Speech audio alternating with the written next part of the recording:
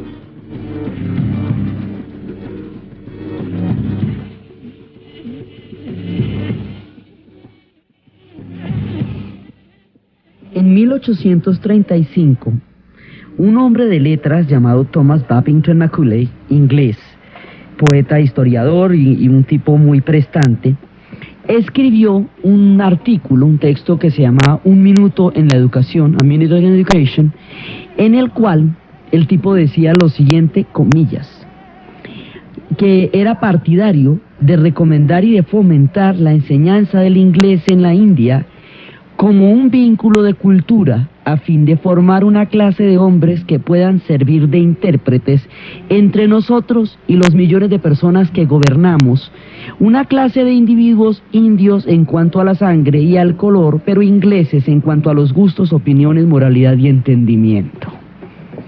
Con semejante texto empezó el sentimiento absolutamente irrefrenable de independizarse de los ingleses.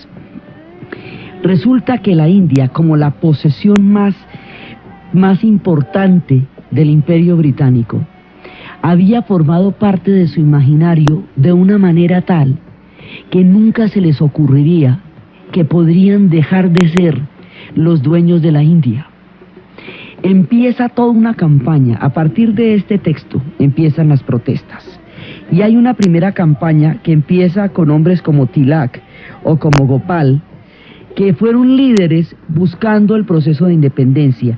Se convocó al Congreso Nacional Indio y se les dio, digamos, la enseñanza del inglés y una formación política, y la formación política de ellos en las leyes inglesas los lleva a buscar, a partir del discurso de la Ilustración, la independencia de la India, porque es que usted no puede decir que todos los pueblos son libres, que los individuos tienen derecho a la libertad y que son iguales ante la ley, y tener a un país sometido a un régimen colonial, porque es que eso no le suena, es una contradicción de términos muy grandes. Entonces, cuando usted entra en contacto con ese discurso, lo primero que piensa y dice, sí, ¿y por qué yo soy colonia de este? Es lo primero que se le ocurre.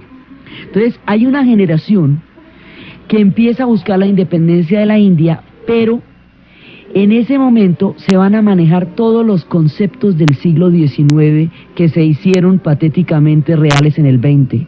Los conceptos de que la violencia es la partera de la historia, los partidarios de la acción directa, es decir, el choque violento, y la idea de buscar de que la guerra es la política por otros medios, todo este tipo de concepciones acerca de la lucha como un proceso violento estaban dentro de la imaginación política de la época, y hace que esta primera generación de buscadores de la independencia apelen a la violencia como una manera de buscarla.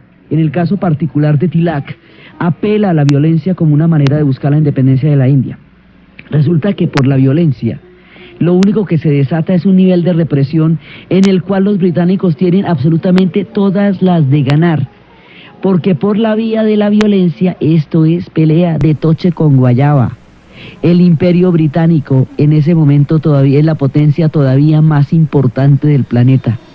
un enfrentamiento de estas características hubiera destruido a la India como nación y como pueblo, con una cantidad de muertos que todavía no hubiéramos terminado de contar.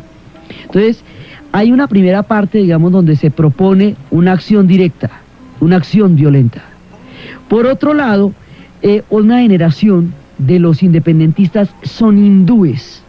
Y entonces, ¿qué hacemos con los musulmanes? No es que una parte importantísima de la India es musulmana, y si ellos no se sienten incluidos dentro del proyecto de independencia, entonces va y se les ocurre que están mejor con los ingleses que bajo la dominación de los hindúes. Entonces, aquí había que echar otro cuento totalmente distinto, que incluyera por igual a hindúes y musulmanes, que no pusiera una confrontación violenta que sería totalmente suicida y destructiva contra un imperio que por sus mismas características de, digamos, de presencia militar, naval y de todo, era 25 veces más fuerte, y no sé cuántas veces más fuerte que la India en ese momento. Así están las cosas. Hay un personaje, en la historia hay personajes que hacen la diferencia. Hay un personaje que posee la capacidad de entender el mundo en el que vivió, de ser un puente entre Oriente y Occidente, y que además posee un alma un alma grande. Mahatma significa alma grande, y que es absolutamente astuto, y que va a utilizar el arma más insospechada de cuantas alguien se puede imaginar, la humildad, y va a derrotar toda la arrogancia del Imperio Británico de los tiempos de Kipling y de toda esta orgullo de tener a la India dentro de sí, con la pura humildad. Hay un personaje que logra entender todos los conceptos que se están manejando en el tiempo en el que vive, y es un verdadero portador de los 5000 años de civilización de la India. Comprende la grandeza espiritual y religiosa de su pueblo, comprende las leyes de los británicos, y tiene la magnanimidad de corazón para poderlas poner a funcionar, y no se va a dejar corromper con el poder nunca, porque el poder no le va a significar nada, sino la grandeza del alma. Un personaje así surge uno cada siglo, y este es Gandhi, Mohandas Karamashid Gandhi. Él es un personaje que nace en la India y va a ser formado como abogado. Él va a estudiar Derecho en Inglaterra, y el estudiar Derecho en Inglaterra le va a permitir un profundo conocimiento de las leyes y del sistema británico de legislación. Él nació en 1869 en la casta de los Vasias, que es como la que corresponde a los comerciantes. Va a ser muy opuesto al sistema de castas de la India. Él va a estudiar Derecho en Inglaterra. Y en Inglaterra, cuando estudie Derecho, va a conocer como el derecho británico viene de la Ilustración, viene del Parlamento, viene de todas las ideas que generaron los estados modernos y los regímenes parlamentarios. Va a entender perfectamente el concepto de libertad que se maneja en ese derecho, por un lado. Por otro lado, va a tener una experiencia muy traumática en Sudáfrica, porque en Sudáfrica va a ir con motivo de un caso donde lo contrataron para defender a un musulmán. Y el tipo va a Sudáfrica y ve que en Sudáfrica a la minoría, pues a la minoría hindú, la tratan de la manera más terrible, lo arrojan de un tren por ir en primera clase, porque decía que allá no había abogados de color oscuro, ni gente en primera clase de color oscuro, ni nadie prestante de color oscuro, y les tenían el terrible apelativo de samis. Y esto a la minoría hindú. A la mayoría negra de las comunidades negras de Sudáfrica, bueno, las tenían en el estado más innombrable de servidumbre a todo nivel. Entonces, el aterrador racismo de Sudáfrica, que es uno de los extremos, fue durante mucho tiempo uno de los extremos más vergonzosos de la especie humana, le va a dar una lección macabra a Gandhi del horror al que la intolerancia en su forma más extrema puede llevar en una sociedad. Ese tallercito le da muy duro, y él empieza a aprender a no obedecer las leyes que apoyan un sistema tan injusto, y va a entrar en contacto con los textos de un personaje que se llama Henry D. Thoreau. Thoreau fue un filósofo de la escuela, digamos, de la escuela de los filósofos que hubo en Estados Unidos a finales del siglo XIX. Este personaje era un ecologista cuando todavía eso no se usaba, sospechaba de la industrialización en términos de destrucción del ambiente y de la vida. Este personaje, Thoreau, cuando Estados Unidos le declara la guerra a México, no está de acuerdo con esa guerra, porque México no tiene manera de defenderse en términos reales de los Estados Unidos, y al resultado de esa guerra fue que las 3/4 partes de lo que era México pasaron al poder de los Estados Unidos. Entonces él dijo, esa guerra no es justa, es una guerra ventajosa y se hace para robarle territorios a un pueblo. Entonces, como para esa guerra hay que pagar impuestos, yo no voy a pagar impuestos porque no voy a sostener una guerra con la cual yo no estoy de acuerdo. Entonces lo llevan a la cárcel, y en la cárcel va a escribir la teoría política de la no violencia. Se llama El ensayo sobre la desobediencia civil.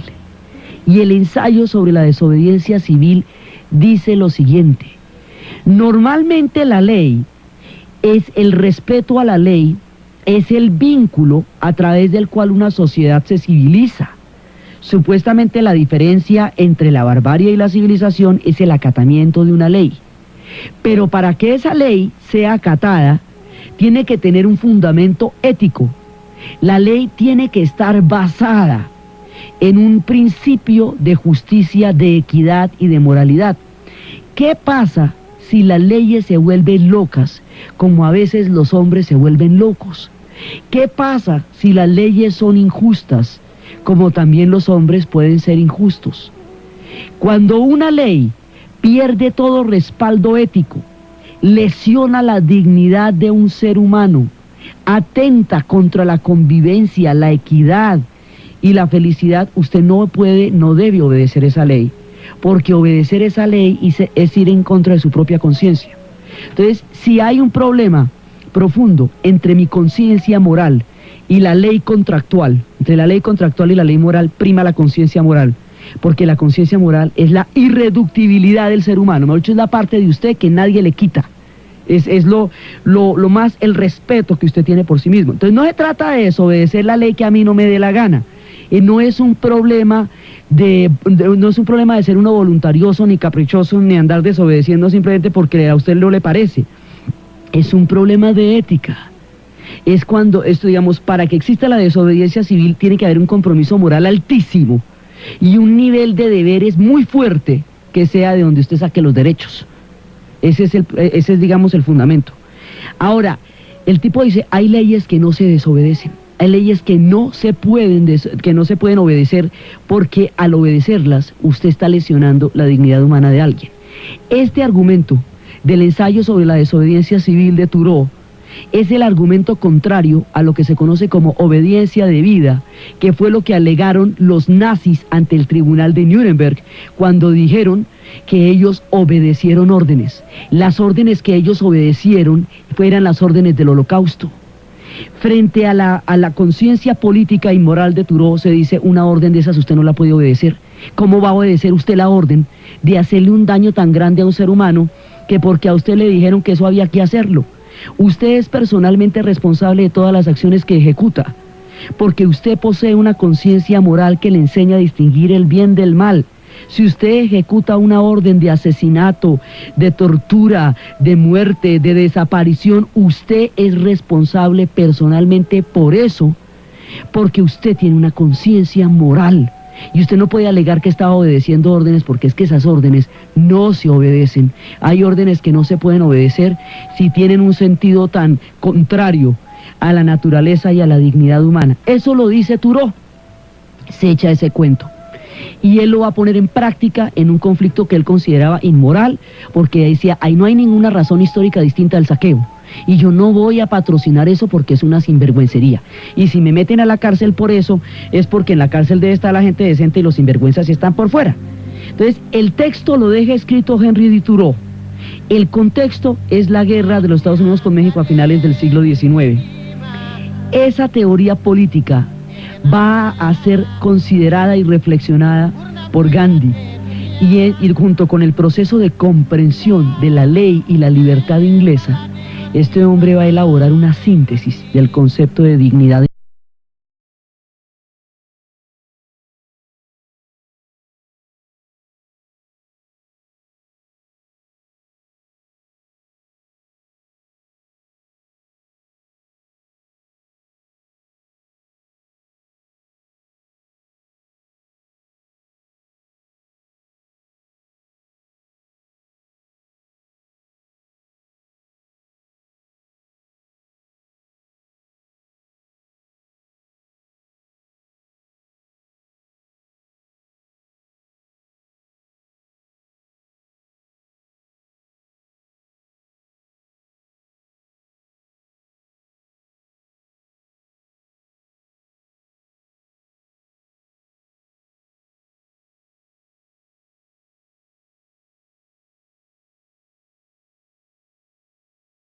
Desde el punto de vista occidental, todas estas teorías que se manejaron en el siglo XIX, eso de que la violencia es la partera de la historia, eso de que la guerra es la política por otros medios, la teoría de la evolución aplicada a la política, que finalmente los que sobreviven son los más fuertes, los que se pueden adaptar, los que son capaces de imponerse sobre los demás.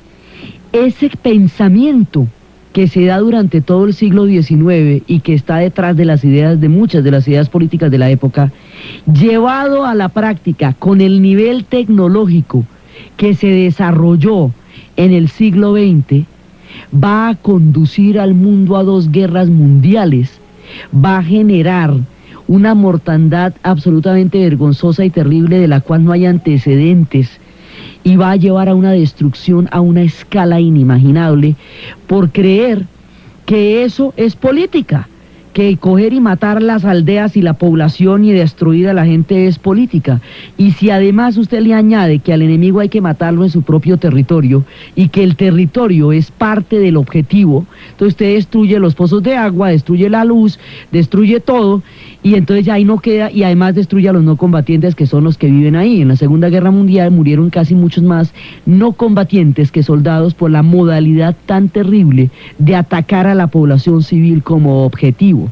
Entonces, Gandhi ve todos estos horrores que están pasando y comprende además profundamente la conciencia de su pueblo. Entonces, lo que él hace es entender cómo funcionan las leyes que van a llevar a la libertad de los pueblos.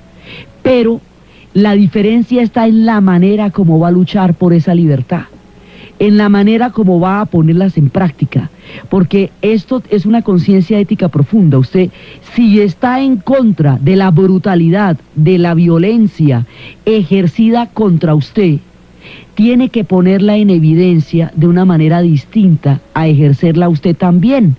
Porque si usted responde a la violencia con violencia y a la venganza con venganza, no se va a diferenciar de las personas a quienes usted quiere combatir, porque en los métodos que utilice para combatirlas no va a ser mejor que ellas, y después, en el balance final de la brutalidad y el horror, no va a poder tener las manos limpias para decir su brutalidad es inmoral y la mía no. Entonces Gandhi dice, los fines y los medios no son separables. No se pueden tener grandes ideales y ruines métodos, porque los medios corrompen el fin más puro. Si usted tiene los ideales más maravillosos del mundo, pero tiene las peores maneras para hacerlos valer, usted es su método, usted es lo que hace. Entonces eso, por eso es que va a ser un problema de una conciencia moral profunda. Eso desde el punto de vista de las leyes occidentales. Desde el punto de vista de la India, la cultura de la India tiene en el jainismo una forma de respeto a toda vida. El respeto del jainismo por la vida es tan extremo que a veces están barriendo con unas hojas adelante para no pisar involuntariamente hormigas, que no respiran mucho durante la primavera en el campo para no ingerir insectos sin darse cuenta. El respeto profundo del jainismo por la vida, esa historia de Jaina, que fue también un iluminado, esa historia que va a llevar a toda una mirada sobre el respeto profundo, es la que él va a utilizar como la base espiritual para la teoría de la no violencia, para la práctica moral e interior. Para la teoría política tenemos a Thoreau. Para la búsqueda de la libertad tenemos las leyes inglesas. Pero para la movilización del alma tenemos la espiritualidad de la India. El jainismo respeta toda forma de vida, porque considera la vida sagrada en todas sus manifestaciones y la considera parte de la grandeza del cosmos. Cuando Gandhi le dice a su pueblo, no vamos a ejercer violencia contra nadie, su pueblo puede entender perfectamente, porque está acostumbrado por su religión a respetar la vida. Del jainismo saca Gandhi este profundo respeto por todo lo que vive, por todo lo que crece, por todo lo que ama. Eso por un lado. Por el otro lado, todo lo que hemos visto de la religiosidad hindú tiene que ver con el desprendimiento. El budismo tiene que ver con el desprendimiento. Tiene que ver con no aferrarse, con no apegarse, con no poseer, con no intentar apropiarse de. Entonces, si usted le va a pedir al pueblo de la India que se desapegue de las dependencias que lo ligan al Imperio Británico, que se desapegue de las manufacturas británicas, que se desapegue de los productos británicos, usted le está pidiendo algo que perfectamente ellos hacen dentro de su proceso de perfección espiritual, nada que no se les haya ocurrido. Entonces resulta que cuando llegó la revolución industrial a la India, en ese momento, las manufacturas que venían en el barquito ese del señor que negoció con el sultán, esas manufacturas hechas en serie, hechas en máquina, fueron desarticulando las redes de economía artesanal de la India. La India se manejaba con una economía artesanal que le permitía a las familias sobrevivir a las sequías y a las hambrunas y mantener un nivel de vida razonablemente estable, a veces más estrecho, a veces más abundante, pero en todo caso sostenible. Cuando las manufacturas inglesas inundan a la India en nombre del progreso, destruyen las redes de tejido social que permitían que las familias subsistieran a punta de la tela artesanal. Entonces viene el hambre, porque el proyecto industrial no va a poder absorber a esa cantidad de mano de obra que es la población de la India. Como no la puede absorber, no la puede proletarizar, porque no va a generar esos tamaños de empleo. Entonces esta gente va a quedar sin una economía en la cual ellos puedan participar y van a quedar conducidos a un hambre descomunal, y el hambre los va a llevar a las grandes ciudades, y el hambre va a azotar regiones donde antes no se conocía, porque todo el mundo trabajaba su propia artesanía y eran proyectos familiares donde estaban las mujeres y los niños y los hombres y teñían, y el íñigo era la tintura para las grandes y hermosas telas de la India, y las sedas eran las texturas que ellos se ponían en ese calor. Las manufacturas británicas ni siquiera las puede usted poner, a no ser que sea muy inglesa, a las 5 de la tarde, porque el calor es brutal. Usted vestido de paño, ni siquiera son prácticas. Por un lado, a las 5 de la tarde usted tiene que estar escondido de los moscos, no tomando el té, porque es el momento en que vienen todas las oleadas. Entonces, mientras que las sedas y las ropas livianas son mucho más adecuadas para el clima de la India, solamente el concepto de que la manufactura de paño era civilización y los vestidos locales eran barbarie, mantenía estas diferencias. Entonces, cuando se rompió todo el tejido social, el tejido artesanal, la producción de la familia conjunta y la posibilidad de sobrevivir la familia, cuando pasa esa catástrofe por la vía del choque de la industrialización con el mundo de la India, Gandhi entiende eso, y lo entiende de una manera maravillosa. Cuando le dicen que una aldea, una región entera, casi del tamaño de un país, muere de hambre porque el íñigo, que es la tintura que producen, ya no se consume, porque todo el mundo está comprando manufacturas inglesas, entonces ya no necesitan el íñigo, entonces toda la gente que lo cultivaba está muriendo de hambre, Gandhi lanza la campaña. Entonces él lo que dice es, vayan al closet, saquen todas las manufacturas inglesas que tengan en el closet, quemémoslas, vamos a hacer una hoguera que se vea en Delhi y en Londres.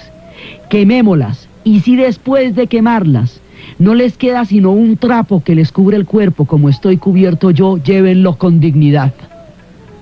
Y así empieza el boicot a las manufacturas británicas. Entonces, la cosa empieza de la siguiente manera. Después de Sudáfrica, él llega a la India y primero se recorre toda la India, se echa 4 años recorriendo la India para saber de qué país está hablando, porque él tiene muy claro que los políticos que en nombre de la India hablan de la independencia no tienen ninguna idea de qué India hablan, son políticos urbanos formados en Inglaterra que no tienen un contacto con la vida cotidiana. Esos años de exploración en la India lo llevan a entender la importancia de los oficios, lo llevan a entender la importancia de la humilde manera de ganarse la vida, y esa humildad del pueblo de la India le va a dar la grandeza del alma.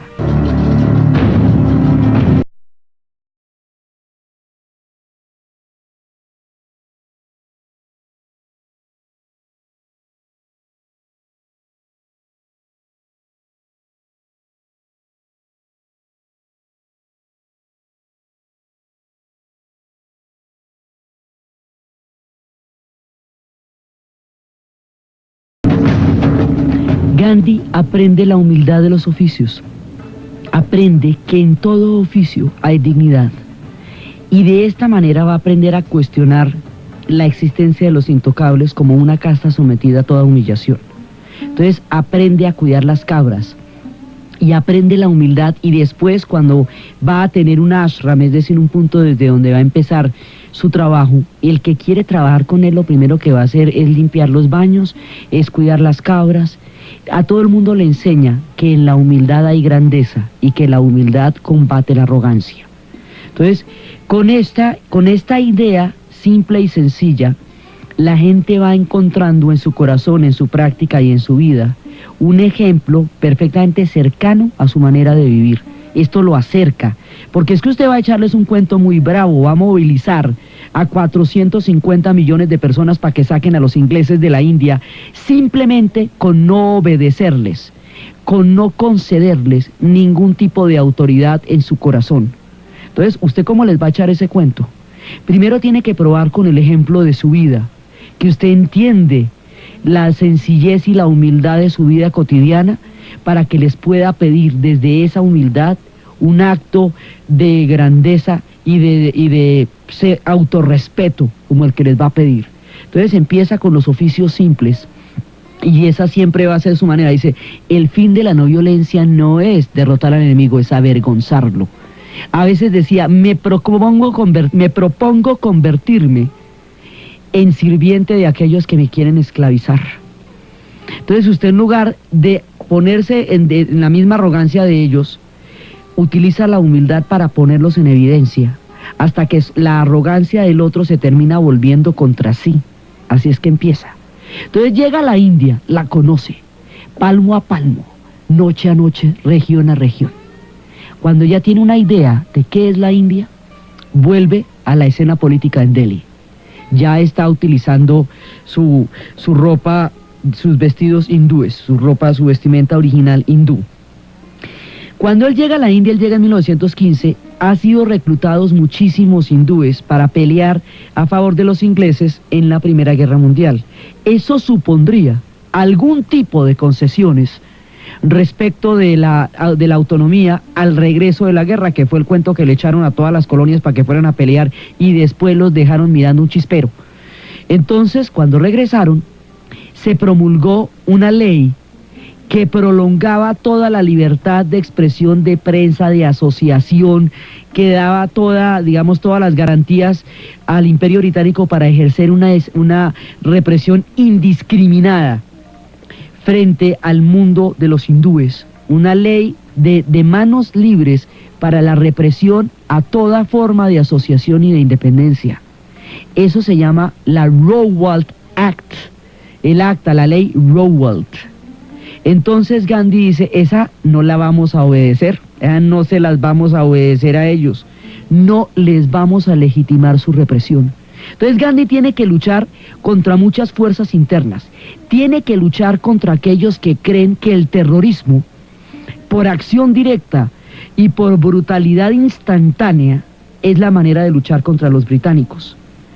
Porque entonces él dice, bueno, lo primero que usted hace con el terrorismo es legitimar toda represión, es darle al otro la razón completa para que lo acabe, porque usted se constituye en una amenaza física para el otro y en esa medida le da toda la posibilidad para que utilice las mismas armas contra usted. Entonces el terrorismo genera una reacción antiterrorista tan brutal como él mismo, y ahí se meten en una dinámica en la que no gana nadie, porque y en la cual además el nivel de pérdidas que la India tendría que poner es todo. Entonces, para luchar contra las fuerzas que quieren la independencia por la violencia, por el terrorismo, por la acción directa, por la acción armada, él ayuna. Ayuna, dice, yo ayuno hasta que ustedes dejen de matarse y de matar a los ingleses. Aquí no vamos a matar a los ingleses. Entonces se pone a ayunar, y esos ayunos presionan moralmente tanto a su propio pueblo que la gente deja de utilizar métodos violentos para buscar la independencia. Así les va trabajando el corazón hacia la no violencia desde el punto de vista del alma, el ayuno. Pero, o sea, no van a matar ingleses, no van a devolver los golpes, pero no van a obedecer. No van a obedecer. O sea, aquí la lección es que usted tiene un autorrespeto. Usted no puede obedecer al otro. La obediencia es un acto voluntario. Usted le concede al otro su obediencia en la medida en que lo reconoce como autoridad y reconoce como legítima la autoridad que está ejerciendo sobre usted. Si usted no reconoce en el otro ninguna autoridad, no le va a dar su obediencia. La obediencia a usted se la da a alguien o se la quita. Si usted no le da su obediencia al otro, no la va a obtener de usted aunque lo maten, lo pueden moler a palos. Pero usted no va a obedecer, no van a adquirir de usted ninguna sumisión bajo ninguna circunstancia, aunque lo maten. Entonces, esto es lo que él dice, no vamos a obedecer un acta de esas, no les vamos a dar ningún tipo de obediencia, vamos a declararlos fuera de nuestros corazones y de nuestro alcance, vamos a ignorarlos, vamos a desconocer su autoridad, vamos a comportarnos como pueblos libres. Y ellos no van a tener más remedio que irse. Y así empieza el Saraguiaba, la no violencia, la campaña de la independencia. Entonces empieza por no obedecer las leyes de excepción del Acta de Rowlatt, por no permitir la represión, es decir, por sacar comunicados de prensa, hacer periódicos, todo aquello que el Acta estaba prohibiendo, lo hacían. Que llegaban y los golpeaban, pues bueno, los golpeaban, pero no los detenían en lo que estaban haciendo. Entonces, porque para usted hacer esto, usted tiene que tener un nivel de valor muy grande, porque la fácil es disparar, la difícil es no obedecer. Entonces él decía, por esta causa y por muchas otras, estoy dispuesto a morir, pero no existe absolutamente ninguna causa por la cual esté dispuesto a matar. Eso es otra cosa. Yo no respondo a una agresión, pero no obedezco. Entonces empieza con la Rowlatt Act, y cada vez que hay violencia al interior de su gente, ayuna, para que el ayuno presione como una manera de decir, así no es, esto es a lo bien, los vamos a sacar de acá porque los vamos a derrotar moralmente.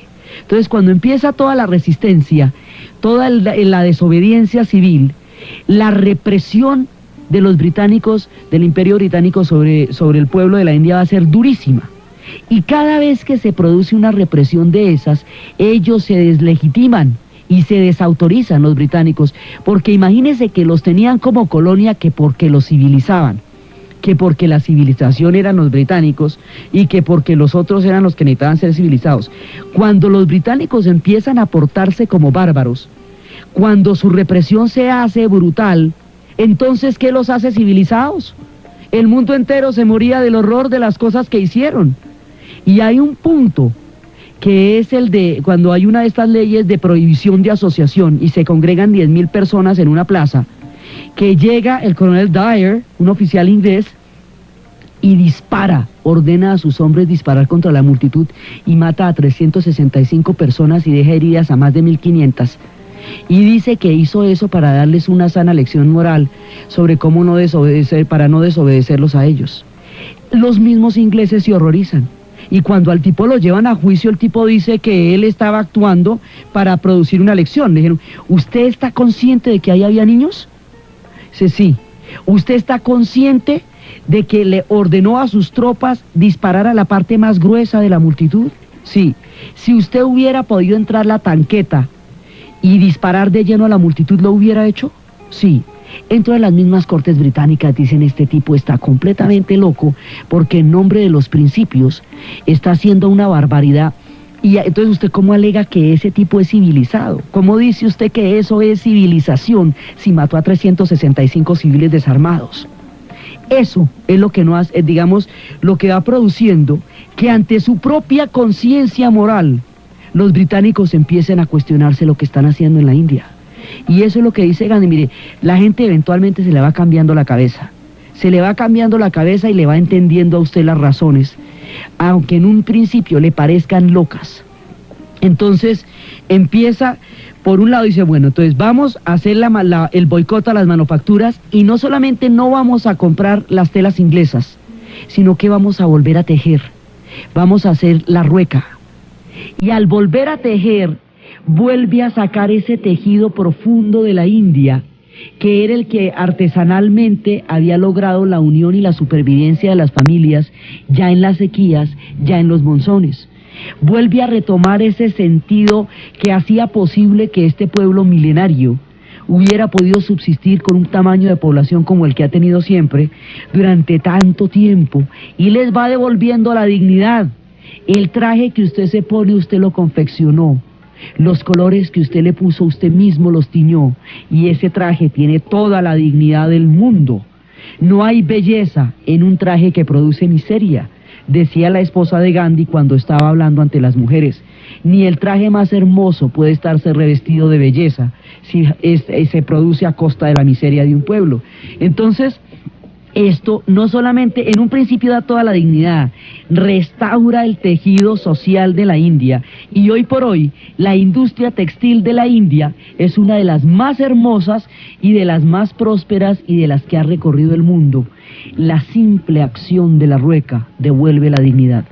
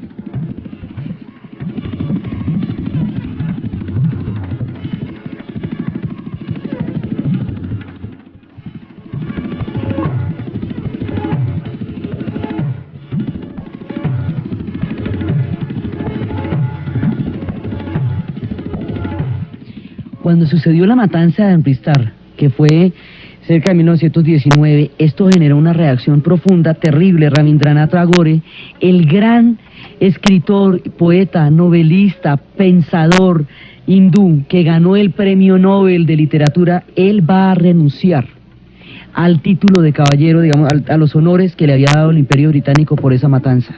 Y empiezan a renunciar a esos títulos porque dicen, no podemos representar ni respaldar algo así. Entonces, Gandhi va trabajando todos los frentes, va trabajando la política, desde la desobediencia, va trabajando el boicot, y con el boicot le va devolviendo la autonomía económica al pueblo de la India, a tal punto que los obreros ingleses, que eran los que pagaban directamente el boicot porque eran sus manufacturas las que no se compraban en la India, van a respaldar a Gandhi y van a entender sus motivos. Y cuando Gandhi finalmente se ha invitado a Londres a negociar, va a visitar las fábricas de los obreros ingleses y los obreros lo van a aplaudir, aunque a ellos les cueste tan duro que las manufacturas hechas en Londres no se vendan en la India. Esto es una cosa que le va cambiando la conciencia ética a la gente. Entonces él va a vivir en un ashram. Ashram es la palabra hindú que significa comunidad. Él además tiene otra cosa que es absolutamente prodigiosa, y es que es hijo de padre hindú y madre musulmana. El doble carácter de tener padres de las dos religiones que en ese momento se debaten en la India, le permite entender las dos culturas, que son tan diferentes. Si no, uno u otro sentiría que no estaba incluido en su proyecto. Lo que Gandhi dice es que en esa India caben todos, y que por la calle puede caminar todo el mundo, que el mundo solamente es aceptable si en él hay espacio para todos. Por eso va a combatir muy seriamente el sistema de castas, y lo combate haciendo los oficios de las castas, de los considerados más humillantes. Limpiar inodoros es oficio de intocables, y eso en la India es un deshonor, pues él limpiaba inodoros todos los días para demostrar que a él no se le quitaba nada con eso, y que era tan igual y tan libre como un intocable o como cualquiera, y así era que daba sus lecciones. Entonces va organizando la resistencia. Primero la manufactura, la rueca, el sentido de la propia valía, el hacer con mis manos lo que cubre mi cuerpo, y el estar trabajando en mi propia cultura, de la raíz profunda, de la forma como la India sobrevivió durante milenios. Él saca el boicot a las manufacturas inglesas, por un lado. Por el otro lado, cada vez que hay brotes de violencia, terrorismo, acción directa, cada vez que vuelven a rondar los fantasmas que creen que la violencia es la única salida de la historia, ayuna. Y el ayuno es una presión moral muy fuerte que hace que la violencia se detenga, porque depende de su conciencia el alma del Mahatma. Entonces eso no puede ser para nadie aceptable, así que ayuna cada vez que hay violencia contra, digamos, de su gente contra los ingleses, porque ahí eso desvirtúa todo. Acuérdense que nosotros, es tan justa nuestra causa que se sostiene por sí misma. Es una verdad evidente en sí misma. Usted no tiene que matar a nadie para convencerlo de que su causa es justa. Si su causa es justa, sus métodos también lo serán. Entonces, de esa manera mantiene controlado que no se le desborden y que no dejen de entender de qué se trata esta lucha. Él dice, esta es una lucha individual. Cada cual está metido aquí por su propia conciencia. Si yo no tuviera razón y estuviera equivocado, solo yo pagaría las consecuencias de mis errores. Pero cuando usted manda a la gente a la guerra, como manda ejércitos enteros, si la guerra está errada, si no fue justa, usted está mandando un montón de gente a la muerte por nada. Eso pasaría mucho tiempo después cuando declararan que la guerra de Vietnam era el peor error histórico que ha cometido los Estados Unidos. Y nada, bueno, buenísimo para contarle a los 50.000 pelados que murieron allá que realmente era injusta esa guerra, y a los 3 millones de vietnamitas. Entonces, o a los 50 millones de la Segunda Guerra Mundial. Bueno, usted cuéntele a todo el mundo que esas guerras, qué era lo que significaban esas guerras. Entonces Gandhi cuestiona ese que es el pilar del pensamiento del siglo XX. El creer que la política es la guerra, que la guerra es la política por otros medios. Entonces eso lo cuestiona en sus actos. Bueno, ¿cuál es el otro problema? Como no existe la refrigeración en ese momento, entonces los alimentos se conservan por la sal. La sal es monopolio de los británicos. La India tiene 6.000 kilómetros de costas.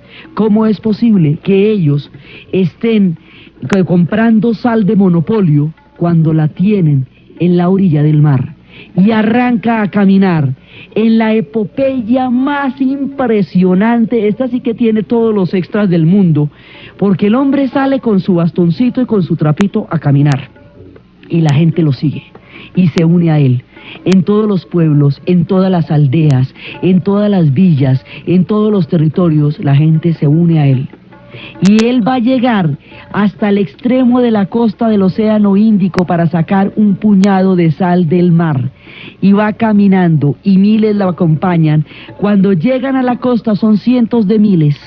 y en ese momento los británicos el ejército británico está parado enfrente, golpeando a la multitud que avanza por encima de los golpes para sacar la sal del mar. Esto de estarlos golpeando una y otra vez, frente a los periodistas del mundo entero, que están viendo cómo se golpea una multitud desarmada, que lo único que busca es sacar sal de su propio mar.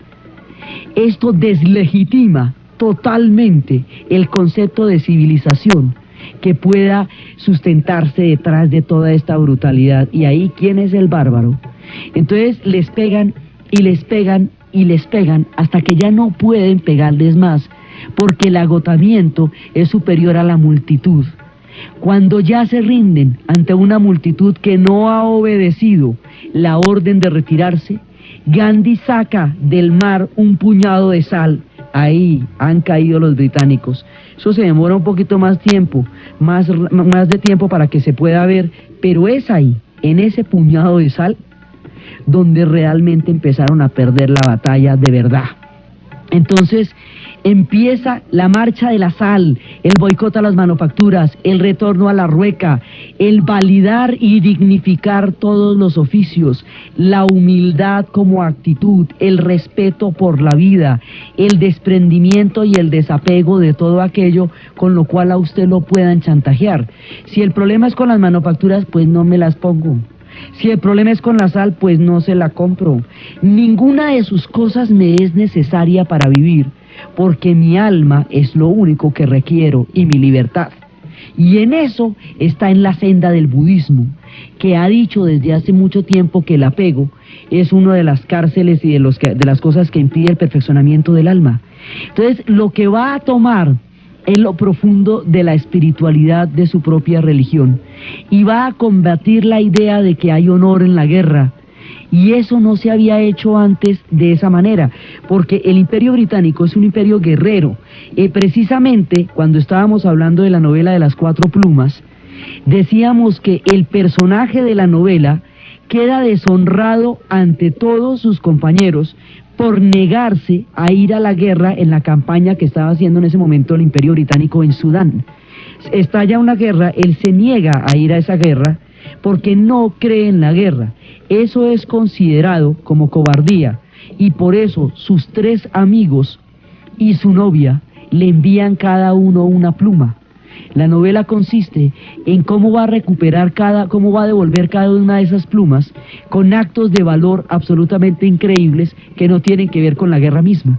Entonces, esa cultura guerrera, esa cultura del honor solamente en la violencia, es lo que Gandhi va a atacar desde la espiritualidad y desde el corazón. Entonces, la marcha de la sal es el momento en que, un momento determinante, cuando dice, mire, esto es de este tamaño. Entonces es cuando los ingleses le dicen, ¿y usted qué quiere?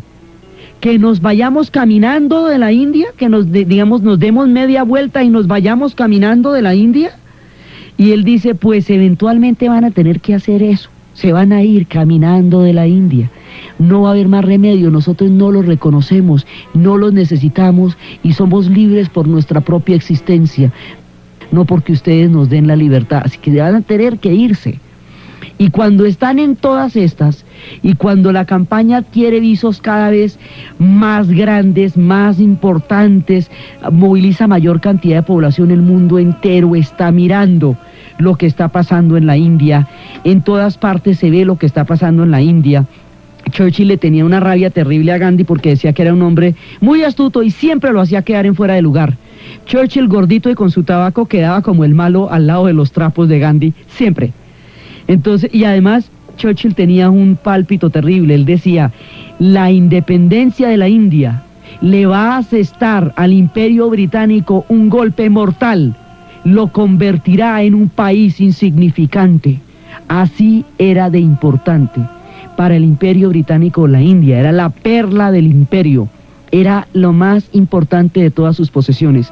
Gandhi sabía que los británicos no iban a soltar la India por su propia voluntad, a no ser que cosas absolutamente extraordinarias les pasaran, y cosas absolutamente extraordinarias les pasaron. Fue efectivamente desde lo extraordinario de su pensamiento y de su acción espiritual que ellos les tocaría irse eventualmente caminando de la India. Entonces luego viene la Segunda Guerra Mundial. Y cuando viene la Segunda Guerra Mundial, Inglaterra está solita aguantando frente a los nazis, porque hay un momento con la guerra relámpago ha caído toda Europa. Estados Unidos aún no ha entrado en la guerra. Inglaterra está sola y desesperada. La isla está librando la independencia, la guerra de libertad por toda Europa, ella solita. Y en ese momento tan aciago, tan duro de la historia británica, cuando la existencia misma de ellos y de Europa está en peligro, Gandhi le manda una carta a Churchill en la que le dice: no tiene honor quien ataca a un enemigo en peligro. Mientras Inglaterra esté en una hora tan aciaga de su historia y en un peligro tan grande, la India para la campaña de independencia y la paran. Mientras Inglaterra salga de su grave problema. Esto que hubiera podido ser el momento perfecto para asestarles el golpe definitivo, es la lección de dignidad más impresionante que se puedan imaginar. Paran la campaña durante los años de la Guerra Mundial y la reanudan una vez que Inglaterra haya logrado sobrellevar esos años tan terribles y tan difíciles en su historia. Así que después de la Segunda Guerra Mundial, la campaña entra en su última fase. Es cuando ya viene la sacada de los británicos de allá, la negociada, la independencia, y el mundo se ha cubierto de un asombro que no creía poder sentir frente a la figura del más humilde de los hombres, que había dado la más grande de las lecciones. El capítulo final, la independencia, esta última parte, la que va del 45 al 48, que es la que termina con la salida de los británicos de la India, y con todo el sueño que la India había significado para ellos, es lo que vamos a ver en el siguiente programa. Entonces, desde los espacios de la dignidad, de la grandeza basada en la humildad, del profundo respeto a la vida de los jainistas, de la libertad del desapego de los budistas y del alma grande del Mahatma, como el ejemplo histórico de la conciencia de una humanidad posible, en la narración de Ana Uribe, en la asistencia técnica César Moreno. Para ustedes, feliz domingo.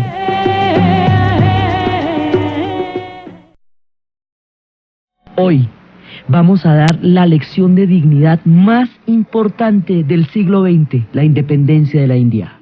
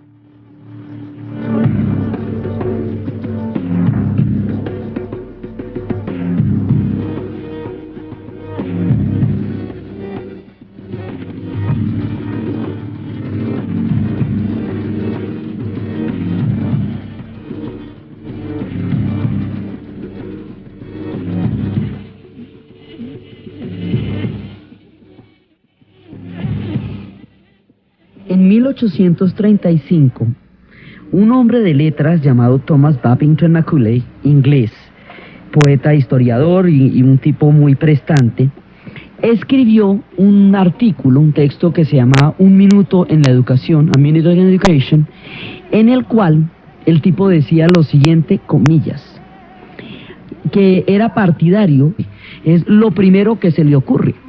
Entonces, hay una generación que empieza a buscar la independencia de la India, pero en ese momento se van a manejar todos los conceptos del siglo XIX que se hicieron patéticamente reales en el XX.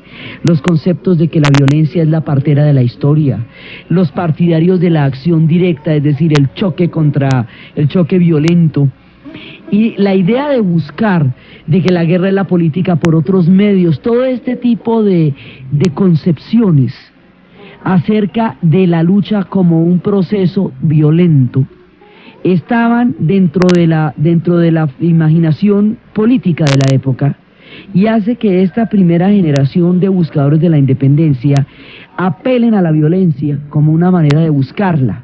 En el caso particular de Tilak, apela a la violencia como una manera de buscar la independencia de la India. Resulta que por la violencia, lo único que se desata es un nivel de represión en el cual los británicos tienen absolutamente todas las de ganar, porque por la vía de la violencia, esto es pelea de toche con guayaba. El imperio británico en ese momento todavía es la potencia todavía más importante del planeta. Un enfrentamiento de estas características hubiera destruido a la India como nación y como pueblo, con una cantidad de muertos que todavía no hubiéramos terminado de contar. Entonces, hay una primera parte, digamos, donde se propone una acción directa, una acción violenta. Por otro lado, una generación de los independentistas son hindúes. Y entonces, ¿qué hacemos con los musulmanes? No es que una parte importantísima de la India es musulmana, y si ellos no se sienten incluidos dentro del proyecto de independencia, entonces va y se les ocurre que están mejor con los ingleses que bajo la dominación de los hindúes.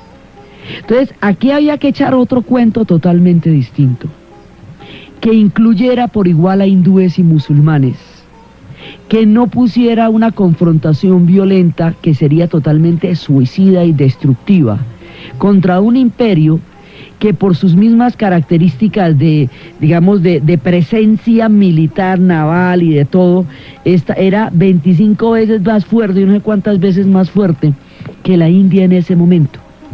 Así están las cosas. Hay un personaje, en la historia hay personajes que hacen la diferencia. Hay un personaje que posee la capacidad de entender el mundo en el que vivió, de ser un puente entre Oriente y Occidente, y que además posee un alma un alma grande.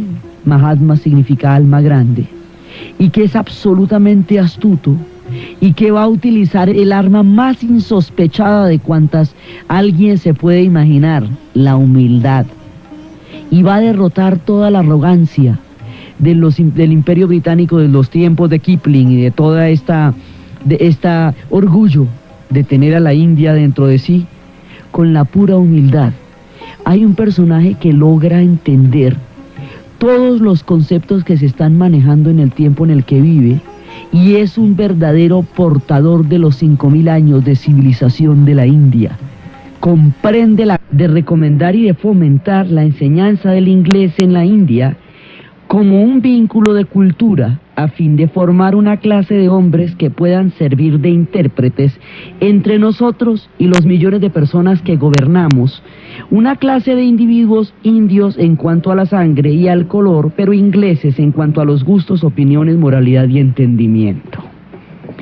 Con semejante texto empezó el sentimiento absolutamente irrefrenable de independizarse de los ingleses. Resulta que la India, como la posesión más importante del imperio británico, había formado parte de su imaginario de una manera tal que nunca se les ocurriría que podrían dejar de ser los dueños de la India. Empieza toda una campaña. A partir de este texto empiezan las protestas, y hay una primera campaña que empieza con hombres como Tilak o como Gopal, que fueron líderes buscando el proceso de independencia. Se convocó al Congreso Nacional Indio y se les dio, digamos, la enseñanza del inglés y una formación política, y la formación política de ellos en las leyes inglesas los lleva a buscar, a partir del discurso de la Ilustración, la independencia de la India, porque es que usted no puede decir que todos los pueblos son libres, que los individuos tienen derecho a la libertad y que son iguales ante la ley, y tener a un país sometido a un régimen colonial, porque es que eso no le suena, es una contradicción de términos muy grandes. Entonces, cuando usted entra en contacto con ese discurso, lo primero que piensa y dice, sí, ¿y por qué yo soy colonia de este? La grandeza espiritual y religiosa de su pueblo comprende las leyes de los británicos y tiene la magnanimidad de corazón para poderlas poner a funcionar, y no se va a dejar corromper con el poder nunca, porque el poder no le va a significar nada, sino la grandeza del alma. Un personaje así surge uno cada siglo, y este es Gandhi, Mohandas Karamashri Gandhi. Él es un personaje que nace en la India y va a ser formado como abogado. Él va a estudiar Derecho en Inglaterra, y el estudiar Derecho en Inglaterra le va a permitir un profundo conocimiento de las leyes y del sistema británico de legislación. Él nació en 1869 en la casta de los Vasias, que es como la que corresponde a los comerciantes. Va a ser muy opuesto al sistema de castas de la India. Él va a estudiar Derecho en Inglaterra. Y en Inglaterra, cuando estudie Derecho, va a conocer como el derecho británico viene de la Ilustración, viene del Parlamento, viene de todas las ideas que generaron los estados modernos y los regímenes parlamentarios. Va a entender perfectamente el concepto de libertad que se maneja en ese derecho, por un lado. Por otro lado, va a tener una experiencia muy traumática en Sudáfrica, porque en Sudáfrica va a ir con motivo de un caso donde lo contrataron para defender a un musulmán. Y el tipo va a Sudáfrica y ve que en Sudáfrica a la minoría, pues a la minoría hindú, la tratan de la manera más terrible, lo arrojan de un tren por ir en primera clase porque decía que allá no había abogados